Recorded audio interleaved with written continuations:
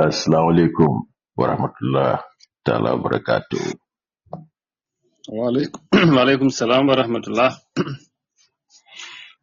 Nagam? Nuyu boss man. Maa delloo ziara. Nuyu naa la noo defa def? Waaye maa ngi nii rek naka family bi naka njaboot bi. Alhamdulillah, sant yàlla bu baax a baax a baax. Naka liggéey bi ak dëkk bu jaasoo bi. Ma ne ñu ngi si waxati ko de billahi dëkk bu jaxasoo ta de. Ay ko seen dysfunctional administration bi. You can say it again, man. Yeah, I will worry. Otherwise, say cool. Bismillah. Yeah, alhamdulillah. Balaa laaj bi di off.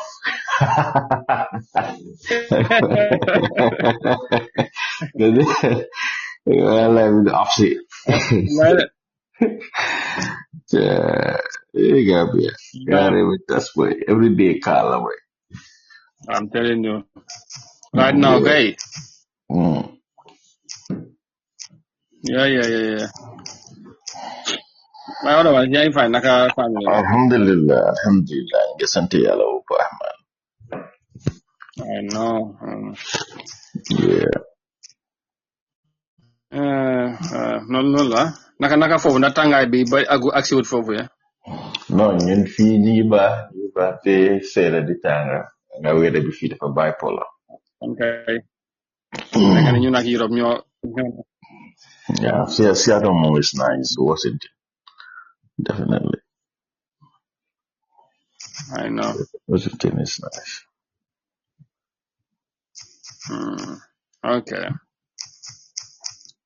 Yeah, loolu la kay. All right, welcome back. It's good to be back. It's another Sunday. Nekk I think the last Sunday of the month. Think so. It's the 27th, 7th of June 2026. Ko defee ñu nuyuwaat ñëpp amaat mbégte rek del suwaat fas yéene àndaat ak gars yi ci di seen programme rek comme niñ koy defee waxtaanee réew mi tolluwaayam so ñu baal rek quickly Mr. President then nga welcome gars yi laataa ñu dugg ci programme bi incha allah. Jërëjëf Mr. Kante, thanks for having me again and thanks for being here pour make sure ne ñu jotale luñ loo xam ne ni dañ ko askan bi because mbir moom foo mënti nekk rek fu nga am ñaari boor buy yàq ak boor buy defar so foog ñu tamit ñëw to make sure ne askan bi tamit ñu déglu yéena beneen side of the story ak ñeneen ñoo xam ne ni tamit ñi ngi ñëw pour lëndëmal gaay yi te ñun loolu moo tax ñu nekk fi surtout jaajëfal nit ñi koo xam ne nii di nga déglu programme bi ñu laa jërëjëf. All right, thank you very much. Loolu am na solo bu baax a baax su ko defee ñu ñëw ci waxtaan bi right nañ waxtaanee li nga xamante ne mooy one of the highly profiled case in this country in the recent years. Some of the development it seems that there's new fresh emerging stuff down or interesting development around that case. AL-SUNU Bojan and her sister then she had, I think they made their first media appearance since they were released from jail, during which they made some revelations. Mr. Fried and also we'll talk about the security related in this country, the high rampant of killings, right? It's becoming another concern in this country. Others believe the government need to do more to protect its her citizens. We will also talk about security. Mustafa is always will do justice to issues relating to that. So we're going to discuss, inshallah. We also give you an update on Justice for All Union. What is the latest and issues like that? What is the way forward? And then, inshallah. So once again, thank you Thank you so very much. TYB, appreciate Nankuba. Yeah, to start with Mr. Fai, like I said, Senu Bojang, nekk ki nga xamante ne dañ ko tuumaloon ne moom mooy rey ñaari police officers yi nga xamante ñu ngi online ñu ngi nekkoon line of duty kenn ak ñetta la woon sax keneen ki moom moo am serious injuries waaye mu mujjee dunda and taxoon ñu jàpp ko nekk si kaso bi daanaka ñaari at case bang doon dem ci tuuma yooyu but ñu mujjee koo bàyyi waaye li ci gën a am li ci latest mooy moom ci boppam dafa génne ci media bi am interview for the first time bu mu génnee nag moom tamit mu feeñal li nga xamante ne mooy feeñal yu doy waar li nga xamante ne mu ngi ko doon dundal ci kaso gannaaw bu mu nekkee ci loxo takkadeer yi ci métital yi ko doon def misconduct toccoo ak yu mel noonu li ñu ko doon dóor am na nag moom tam ñu ngi ko tuumal ñu bari bokk na ci the minister of interior Abdoulaye Sagna nga xamante ne moom moo jiite ministry boobu just xawma lan mooy doon sa analysis wala jàngat ci situation bii nii li gannaaw bi nga déggee Seynou Bojang wax. waaw jërëjëf secrétaire am nga li bettul ma because ñun ñoo njëkk a andi wax bi si biti waaye suñ intelligence bi picked it up affaire yi lu mu na wane kon dañ ko jox moon naan mu flat loolu ñu ñoo ko njëkk a génne so buñ ko génnee sax xam nga yow réréwut mbir ne pretty much suñ programme si nit ñi di call di wax waaw lii naka la nga xamee lii naka la nekkee Amérique ak yéen ñu ko xam because li ñu to understand mooy tey soo gisee ñu àgga fu ñu àgga fii gannaaw yàlla it's something that I have built a system te yàgg naa système boobu laa ñëwoon pour share ko gaay système boo xam ne nii nekkul ne di nga xam lu nekk luy xew waaye for the most part loo xam ne nii affaire sécurité la di nga si mën a déggaa sa tànka balaa moo àgga foo xam ne nii it's beyond repair so mbir mi dafa ñaaw trop parce que man ma dee wax mooy the same people ñoo xam ne ñi ñoom ñoo war a they are the custodian of the law ñoom and they are not above the law by the way ñoom they behave like they are above the law they can do whatever they want to do après ñoo dee dooleel maa si ñoom Lamin Caam yeeg ak Mamadou Sow yu noonu rek in the sense ne dañ dee def nit ñi si place nit ñoo xam ne ni you can mentally emotionally psychologically financially and control them in so many ways and when su ma waxee financially mentally emotionally mooy like for example comme ni ñu dee def comme Sidi Ndiaye man foog naa exemple boobu naa ko joxee for a long time nga ñëw gis ni ki ne dafa bëgg a liggéeyam dafa bëgg a place bi use that to manipulate them into doing things loo xam ne ni sax it would dafa insult their integrity moo tax yow nit ki lu ma dee wax mooy I don't even blame Sidi Ndiaye because yow nit ki yow yaa war a déggu foofu la déggu ñëwee nga gëm sa bopp gëm yàlla to make sure ne nga xam difference between kii suma xarit la and kii suma waajur la kii suma jabar la suma jëkkër la but I will never allow them to use my love for them or my wants and my needs to control me or get me do things loo xam ne nii dafa compromise my integrity understand so Ousainou Bojang lii moo laa woon ne Gambia Police Force dañ over dellu gannaaw lii moo laa woon ne they know nothing about how things work they have no respect no regards for the law gëmuñ yàlla waaye I can assure you that this will come back to haunt them because coming back lu ma la ñoo dee dooleel ñi ñoo xam ne ni ñoom laa ngi chairman stuff because dafa mel ni kilifa si kër rek so amee ñaari family doo lay gis su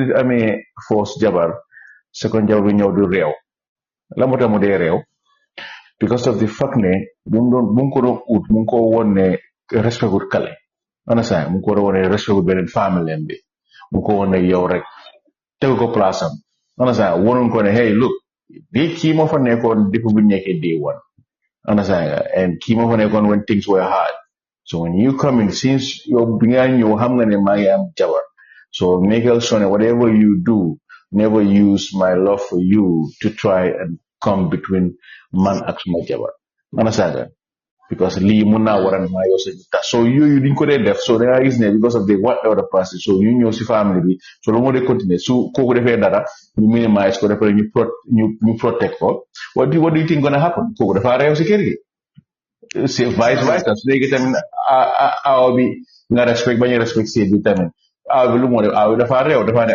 kii ba su ma jëgal lu mu war a koo def su ma neexee sax mun naa bàyyi seet bi so loolu laay def so lii the more is very important to be neutral when you are a leader it's very important to make sure ne yow li nga def ko si yoon because lii dafa backfire because yow moom loolu luwaa bi Ablaye Sagne moomul luwaa bi ñoom Lamin Caaba ñëwee yëpp moomuñ luwaa bi so it will come back to hurt them xoolal Yankuba Touré bu mu def nonsense because of the fact ne Yaya Jammeh ko control mentally emotionally ana Yaya Jammeh tey Yaya Jammeh demul because they don't understand ne ku joxe order bi where is the evidence for that but then yow mi def the evidence is there so who's gonna in the eyes of the law who are they gonna hold accountable yow mi def so li moo tax am na ñu bari naka lañ ko wax si Gambia bi they don't understand this ne yaa ngi allow sa superior mu la execute unlawful orders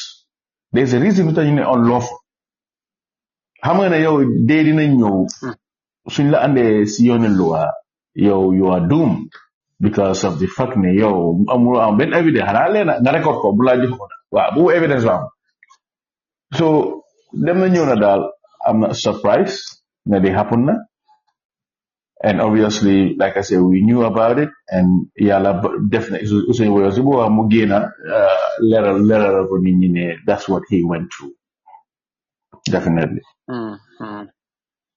Interesting. You said, okay, you were into surprise, Chile Amnonu. Probably you knew, is it because of the system or is it because of Linko Tumal? Or you knew it because I mean evidence and they had no option but they need to act like they have done or did in this situation? Well, you just know the typical people who they are. Why were you surprised, this way? Because of the fact that they don't know their job. The family tey Mr. Kante, like I said before, so this is my name and journalist, my journalist now. The devil how many your journalism the janga. You know the ethics, the code of conduct, right? The procedures to do things, how to get credible, article out there or sources out there, right? Then I guess my the parampara. Already bala mo hapon xam nga ne man dama fail because you xam nga ne man yoon ma jaaree that's not how it works. So use the same analogy nga andi ko si liggéey bi ñun xam nañ ne the way they interrogate people, the way they approach people, the way they investigate, it's not how it's done. They are more focused just recently like Bara anti-crime location bu gaay ebi Bara no ñëw mi right. Look at that next minute. Wow, we are so enforced. The comments the disturb the broad daylight and the site and stop and frisk more stop the site instead of let's start the investigation. Now understand how it works, the system for Konono. Because you are new. Try to gather intel. Try to hold nyo run area because you have no ganga. Or you hanging you rek param problem like so force them decide yang. So what are they con? Lo how many major because foreigners in ñom ñoo nekk def lu bari ci dëkk bi. So what are so te gaay fa ñe dem moy ci village ci la dem ci area bo xamné ni bari wut police. So now legi nga yow da nga ñew pour show force. At least gather sa intel. Nga xam lan fa nekk lan moy system bi. Understand that? Create a network, intelligence network. This is what they don't understand. This is why every day you want to work, because of the fact that okay, man, I studied criminal justice, so they did it. I worked from the bottom up. So they don't know how things are done properly, professionally. They are more focused on, you get definitely, come with them school, buy them school, writing. Why jangal of the Blanjiri? Elik? loo xam ne nii dafa andi food dafa put food on the table, because no matter what you do in life, the common denominator here is money. This is what people don't understand in the Gambia. Loo munti yëngu loo moo tax nga see yëngu pour nga amee better life, nga creatal sa family generational wealth or system boo xam ne nii nañ mun a use loolu noonu pour jëriñ seen boppa. This is the reason why I am not surprised, because yaa ngi gis fu ñoo dem, yaa ngi gis how they investigate in this case. You know why they doing this, because it's all this trick in the book. Moo tax ma la ñu leen di over there look now.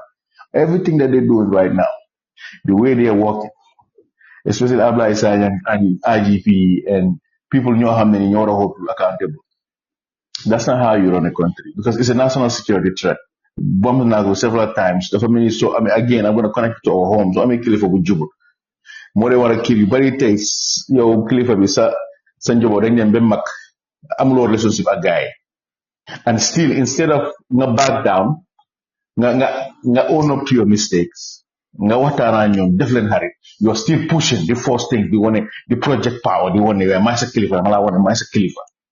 But you have the more you do that, the more nga they feel, the more nga they I'm problem a guy, because of the fact that you've already created a system. Bohame you're nga jif boha nga ñoo guy mag nga ne nga ñoo harvest dugub. How will make good sense? This is the problem. So ñun lu ñoo def ni yep ci walum security. It's nonsense. It's ground zero. We are behaving like we are in 1900 Bala. I'm telling you. And we're going to keep failing. And then the same people realizing that the world is changing. Back in the days of maybe they get away with stuff, things like that. Why this time, people, new generation being, change. You have to understand how your country is going. Bro, you have to understand your wife and your husband. You have to understand your children. Okay. Suma approach ni, ndax dina am no buga. Because you have to also put into consideration lessons bula yàlla jox pour nga nekk ak nga bëgg a nekk loolu la jox sa jabar ak sa jëkkër o sa jëkkër ak sa ay doom. Doo gis léegi-léegi sax xale yi nañ la déglu su nekkee ay nekk xale waaye su gëree ba mag doo gis nu gars yi respond because of the fact ne yow changeuloo your ways xooluloo ne ok ñi ngee mag let me adjust this la ma bàyyi li yow moom yaa ngi def the same system.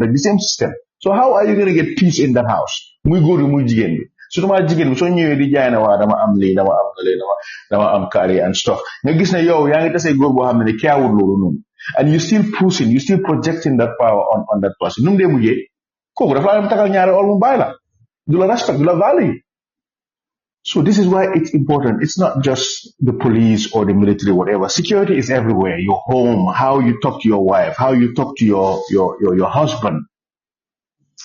So use the same analogy and go to police determine how they approach things, how they try to control people unlawfully.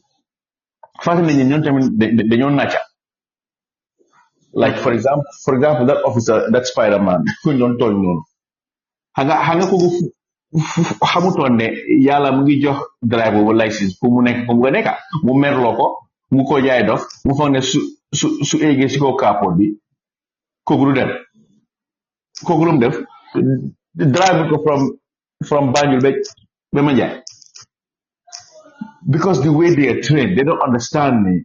Always your safety is very important, and this is why I'm not surprised. Very well. Not surprised indeed, and cannot be better said than that. Just pour connect loolu rek ak daanaka li ma la ci woon sànq because like Ousseynou si boppam dafa wax ne moom dañ ko traité ak dañ ko force sax pour mu nangu li ko doon tuumal loolu tamit lan la loolu wone si suñ police office bi wala police force bi si sa jàngat. Because tubaab bi li ñuy ñëw suñ dëkk yi is nonsense dañ wax na dafa proof lu ma yàlla di wax gars yi ne ñii dañu dee ñoo jox ñu yaa rek ñu dem foog na ñoo si nekk because suñ waxee ne ñaata yoon la gars post ne kii am na certificate jox nañ ko certificate because of the fact ne naka lañ ko wàcc dafa dem through training interrogation interrogative tactics and investigative tactics and things like that. Is that how it's done? No, that's not how it's done. More I want they don't even know how to catch a killer because all they focus again. It's another proof. They all they focus on money. Japan ko def nañ ko so def nañ suñu liggéey.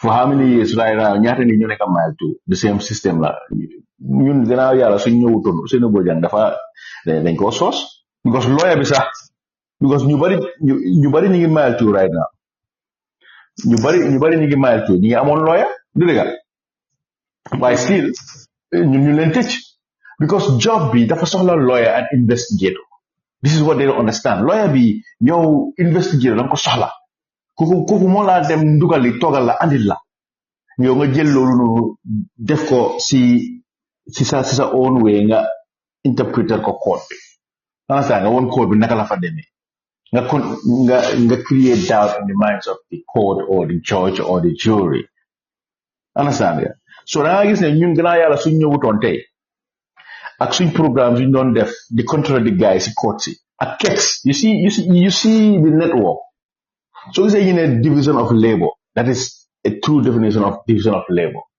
kex su ngay def liggéeyam mu ñoo àndil mu ngi ko woon Gambians ñu ko jël di ko analyze from there ñu ngi create doubt we are reaching out to the defense team we are telling them go look for this it would break the case open understand because suñ taxutoon loolu noonu defense bi dafa dem rek foofu noonu waaw lii ak lii laajte question back and forth and then judge bi lu moo def because judge bi doesn't have time to go investigate so moo laa woon ne ñun suñ ñëwutoon tey Ousseynou Bojang dañ ko sampal because judge bi lu ma wax ne kii de expert la because if you claim to be expert then you recognize as expert court we would have no other choice but to believe what you say in court so if you don't have another expert who will either support or contradict your li nga wax judge would have no other option but to grant the prosecution victory so this is moo tax ñu ne criminal justice dafa broad investigators yi dañu def liggéey foofu lay commencé moo tax ñu ne crime scene bi so this is the most important place of an investigation once you miss that you're done pour nga and then you have within 48 hours so missé window boobu rek pour gather fresh dafa mel ni soo toogee añ rek da nga toogee añ fu fresh daf dee nii soo ko bëggee bàyyi ba fanaanaat soo ñëwee suma wàju léegi bi dañoo gëjëf de ak salaat rek yooyu noonu so investigation noonu la mel so yow for somebody like the former IGP who is now the current minister of interior ngay ñëw kooku di sukka sa kanam nga ko wane defal yaa ko waxal confessal if you don't confess this suma waaji a leader like that yoo xamuloo sax naka ngay demee ak sa nit naka ngay jàngale sa nit bro we have a problem in the country we have a lot to learn when it comes to this job and clearly they don't want to learn and it will backfire on them maanaam ko wax nañ jàm rek for the past 5 years lu maa wax gars yi ñu ko gis it will backfire on them inshallah nañ nee woon ñoom moom muy njëkk bi time la rek ñaata AGP ñoom ñoo jaar foofu noonu ñaata président ñoo fi jaar ñaata police or superintendent lañ move around fi nga demee bay bugg a relax bay bugg a gis sa njaboot yi comme CDS nu mu def dem yaaxal life am not only life am but the life of his children xam nga CDS mënoon naa jógee fii am international appointment su defoon ñëwoon def lu baax but Gambie mi du dee xalaat fooda dan lu mu am tey moom nag cour rek tey am that power rek xalaatu ne yow the reason lu tax nga nekk fii tey pour nga use opportunity boobu noonu nga build sa réseau bi mooy CV seen CV nga xam CV lañ koy wax xam CV réseau yi nga build sa réseau yi pour am leneen ëllëg pour nga move forward nga evolve waaye Gambie bi xamul loolu so tey CDS tey su defoon lu war tey ndax fu mu nekk pour mu nekk na ko nekk non jabaram mu ngi ni rusloo na jabaram I guarantee you there's a higher probability na jabaram na ko bàyyi because dafa ñaaw because the only thing he had was use position am to keep the wife doomam yi lifestyle luñ amoon luñ doon behavior suma ko mooy CDS duñ ko amati because of abuse of power so To answer your question, this shows ne all these while na may wax ne tubaab yi ñëw suñu dëkk dañoo jàngal lii moo tax bu ñu waxee forensic lab ak yooyu dama ree sax because loolu dañ ko ñëw use at yi yàlla traité ko suñu maas suñ fi nekkul koo xam ne nii xam na things du moo demee dañoo ñëw sampal waa lab bi lii la wax judge mi ne waa ok kii dee doctor la I have no reason to doubt him or her so you are guilty but fekk nuñ toogee ba yow amuloo laab sax yaa ngi manipulate results yi waxatuma soo amee laab definitely ñu moom ñu ngi fi incha allah nañ make sure ne daal lépp lu gaay andi luñ fi tooga ñu lekk incha allah ñun ba ñu man lu ma wax mooy my point is lu ma wax ba ñu ma nga prosecute ba ñu ma nga tëj nit hey su la neexee sax nga sos nit boy gis nga ñun law enforcement officers gis nga sooy sos nit even when you see my training videos even nit ki su ma koo sos sax I source the person with respect because dama ko wan ne is the job you get and anything outside of the job is not my problem ñëw naa wax naa sa all this I was professional suma last training video bi mu ma wone noonu kooku ñëw naa mu ngi téye fetal I was respectful towards him even ma ko doon soos sax I was still respectful when I was comme si train bi in the train when I was shooting him or putting him down loolu foo ko yóbbu daf laa woon ne this person did his job last time bi maa ngi gis police yi ñu ngi post different ñoom daal ci different lañ nekk waaye ñu ne xaw ma video bi circulate xaw ma ñu ne xaw ma kan moo attaque kan so police lañ ko doon bëgg a lif moo laa woon ne that's another training that they don't understand ne this is 21st century you have to train officers let them know ne soo gisee ñu laa yóbbu si lifen naka through the academy arrest tactics yi nii ñu laa woon ne foo munti dem léegi ni yaa ngi video and the only video bu ñoo wone mooy yow sa action duñu wone affaire si fu moo commencé so what do? You train them on how to overcome those obstacles by putting countermeasures, training them, letting them know that this is how you do it to look good on camera, but you still do your job. Yeah, absolutely. Bismillah. Yes. Well, again, now that Hussein has spoken, and I know this will agitate a lot of people out there. In the next coming days, weeks ahead. How do you think the current administration will handle this situation? By doing the right thing, suspend the minister pending investigation. Because I told them if you allow somebody in a position of power to be working still during an investigation, you're going to compromise the investigation. Because if he still has power to make decisions, like for example, let me give you an example. Your case, when I go Minister of Interior, I investigate. What am I going to do? And I know that I have something approval. You can make millions out of it. What am I going to do? I'm going to come and use that power, right? Nee, boy, someone really so on their business when you definitely not have approval. That's what's going to happen. But if you take that away from him, you even put him on paid administrative leave.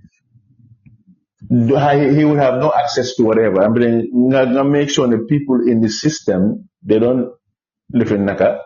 They don't compromise the investigation. You let them know, and you will hold them accountable. Then there will be higher probability that your case will not because of case will investigate properly. So right now they should suspend him pending investigation. Suspend everybody pending investigation, and then go from there. If the investigation reveals whatever they have been alleged, it's what happened, then they need to be arrested, prosecuted. Simple as that, because that's considered torture, kidnapping, and all that. Even the people who unlawfully or illegally arrested them when they were released, they should be held accountable. They should be prosecuted for kidnapping. Because anyone, anyone. So a citizen can arrest somebody who is committing crime or they believe is about to commit a crime or has already committed a crime. Fofu si section fi you see on tamit mun la fa si criminal court mun la fa wa so ko your citizen be so ko arrested how you dispose him to the or turn him or her to the police and let the police handle their business. Mola one day, man, somebody a police officer Gambia and we commit crime. I can arrest him. I can place a citizen arrest on him or her. So yo lumel no nga arrest ki yang ko torte ya ko handcuff nyata fan or nyata weeks. Nga not only nga ko do. Then obviously you are not an exception. Understand? You are supposed to be arrested. You're supposed to be arrested, investigated, arrested, and then soon you say there, any reason because like evidence is one good but soon you even a reasonable person can say situation or reach story when this happened. Did not believe that it happened. Then you put it through the court and the court decides your fate.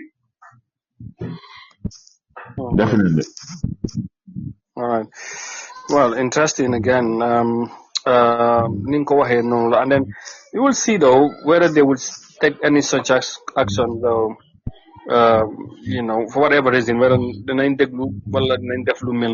which is maybe people may say, which will be very unlikely, maybe to suspend the minister for the past 9 years. It has never happened on the part of the government. So could this be the first time we will see? Apparently, the information is out there, and people have since then started to react to it. And it's an election year and all that. So, let's see what happens. Now, moving on to something else, but related again still to security. Speaking of killing, an article Sanders being Standard Newspaper you titled "The Killings We Cannot Ignore. Government Must Act Now." Talks about 6 points in Hamantene. Roland would work on to control this killing. So I want to bring this to attention. And some of these points, youths being unemployed, substance abuse, lack of community policing, and civic engagement, dysfunctional justice ministry and prosecution staff, etc. These points you raised, as an expert. I want you to bring on your perspective, Chile. That points you raised ne Monica the world this frequent killings in your right now, Definitely, read my article. Why, based on your questions right now, especially the youths being unemployed and substance abuse, also community policing because they don't understand none of that. They don't understand even how to do community policing. Even when the community policing, they talk, they police more deafly, violently, no, that's not how it works. Lawmakers, police research. So lawmakers, definitely, you job dole, citizens, you have they are law-abiding citizens. You create law, how many, Ghana, create system where how many Ghana they will be held accountable if you become just like a law enforcement police officer how many to abuse a power or abuse weapon, they will be accountable. That's part of community. Okay, if you don't have criminal records and then you're trained, then through proper training, I'm license. No, sir. You because so okay, in order to have this fire you fay or Ghana be you fay you train la the parent and fay license never the outcome si so then I'm licensed. So not only that you killing two birds with one stone, comes stays as more than Andy. One of the Jonah guys system then we wanted to use them, you train, you pay policy. Not only that time you will have opportunity to come tell you guy on the fingerprinting if his fingerprinting system be and all those who go the one time we are one step ahead. What I guess man follow before. Lumo guy, lila on guy. Fingerprint you so new because Japan you so while they are doing that, you killing two birds with one stone. Guy train guy in your not only that, young just and lie. Living dugal ko because you're already one step ahead. Dugal ko sa system bi, si every system bi, right? So this is what I keep telling people uh, um, as a security analyst or a system or government, you have to have analysts you have many not security, but every department. You analyze situation we have in Teka. You assess ko. Then you put countermeasures in place to be one step ahead. Ni li suñ ñëw suñ ñëwee ni lañ ko safaré. Lolu amul Gambia. So right now unemployment nga wax ni and all that it's the truth. Lolu yëpp bokk na these are contributing factors. Judiciary system boo xam ne ni lack of respect, fairness, or whatever, Lulu is a contributing factor. More people are taking the law into their hands. So the killing will stop because your taste when you every time suma mag or suma raga defe dara mu suma ko wala sunege so amenyari family su defe dara mu boole la your family have value diko push under the rock si yaage lu mo def kër boobu du tak ku ñëw di boole du ñëw téye beneen jabar bi doo ko doo yu métti o beneen doo bi doo ko doo yu métti o beneen brother or sister doo ko doo yu métti because of the fact that si kuñ dem pour mu solve problem it's not solving the problem. But when it comes to law enforcement, there's a psychological part of it, mental part of it, emotional part of it, physical part of it. But they don't understand all these things. To have a certificate, African. This was award, hero award, certificate and stuff. But then your work is not aligned with whatever you are you give it. A hero award, one hero. What hero? Langadef? Best police officer. Lan lañ ko wé xana mu la yow exam sa so ñé dégg da nga pass because okay ñi dafa pass class bi motax ñi dafa pass dégg so yow mu lo won nit ñi né yow lan nga pass lan nga def ben ñu wax né so these are the things that Gambians we need to change our mindset ni nit su ñé jox la paani ndox bul xol ndox bi bul xol paani ndox bi xolal paani ndox bi su lan la tok. So this is our problem, bro. I know the time I get it, but I think we have a lot to learn and inshallah dina ñëw nag waaye dafa des si Gambien si su nekkee dañ bëgg a toog ñu am heart like Gambien bi tamit beneen problème la moo dee complain time yi def su jotee def boo xam ne nii war nga koo def pour wécci yow système bi o wécci sa lifestyle ñu ñëw di laa jox ay yax di laa jox ngooñ wala ñu jox la benn 5,000 benn one day dépasse or 1 week dépasse rek nga saaraat su boobu jeexee ku la ndax nga ñëwaat di jooy another 5 years. So you would rather sacrifice your family for 5,000 or bena sakumal or nyari sakumal or bena rider because of somebody's promising you how many years. So you are playing with the security of your family. What I mean by security, it's not just about the system. You also program is a security because your questions in like that. Wala man answers you ma jox tay suma orun mako jox nekuma di defend the security of my integrity and credibility, right? So this is what I'm saying. Everything you do is security. Your financial security, physical security, mental security, psychological security. Everything involves security. Security. Ni nga demee sa family sa security because sa family soo ko doxalu na ko war a doxee yaa ngi create système boo xam ne ni information dafa leak secret family dafa génna because yaa ngi value so ñi nga value suñ meree always suñ ñemee di complain ñemee di boole si biti nu fa dee demee ni mu ne digga be danga loo xam ne ni sax watari na si fayal mi ngi génna waaye suñ you loyal nga put everything together nga treat everybody right nga create a système boo xam ne ni ñëppay follow protocol nga gis ne secret family bi dafa bëgg des rek secret kër gi because ñooñu doxuñ pour dem jeexee sa secret bi.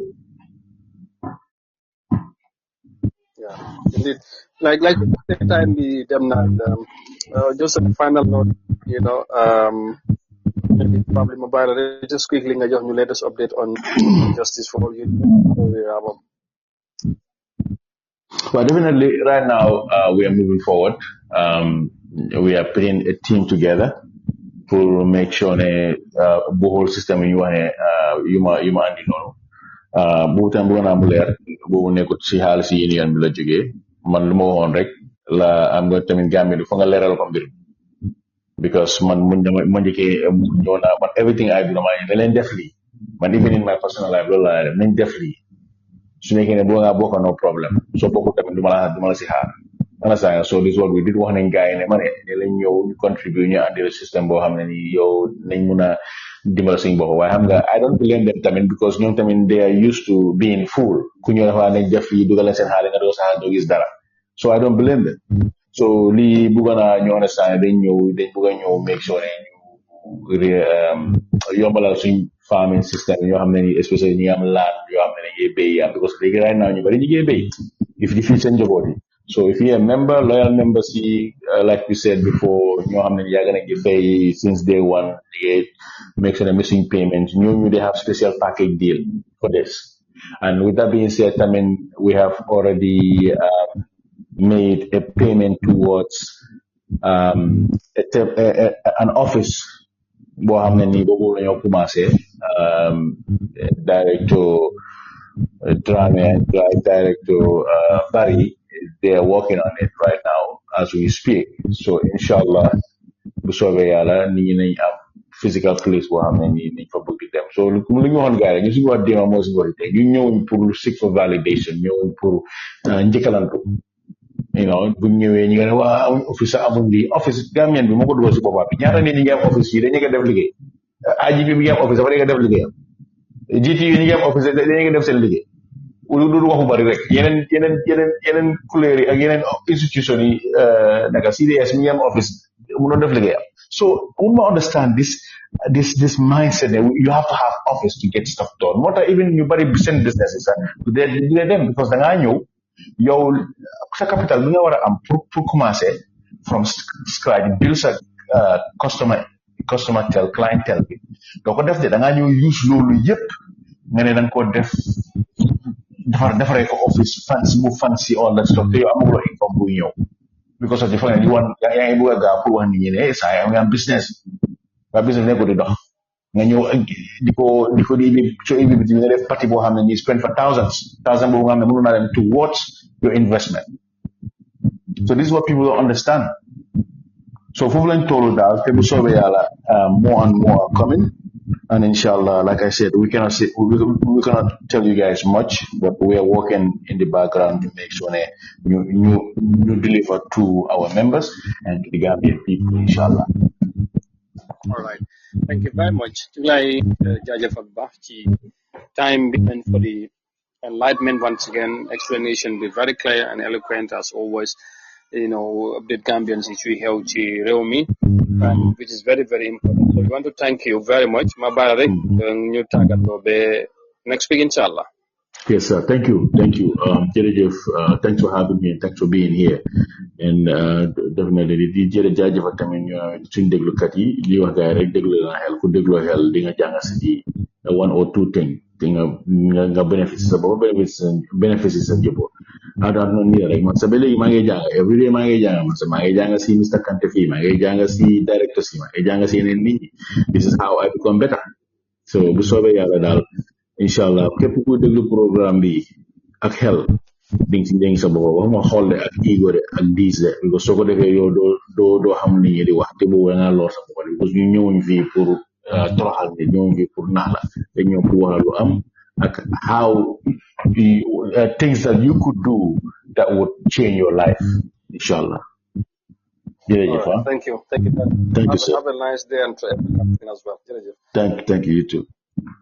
All right.